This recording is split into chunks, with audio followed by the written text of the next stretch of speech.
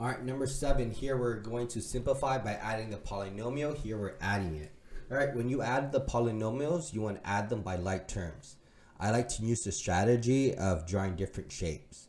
So here the degree 2 is going to be represented by this blue circle.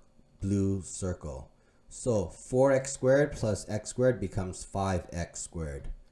Then I have the negative 2x and the 3x. Okay, that goes into this red square box. Negative 2x and 3x becomes a 1x. And then our constant, which is, I'm going to make it a green triangle. Negative positive 8 minus 2 becomes 6. So my final answer would be 5x squared. That's a weird looking 5. 5x squared plus x plus 6. So there you go. That is how you add the polynomial. Next, here, let's repeat the same process. Right? Our x squared is going to be our blue circle. 4x squared plus 2x squared becomes 6x squared. Then we have our square red.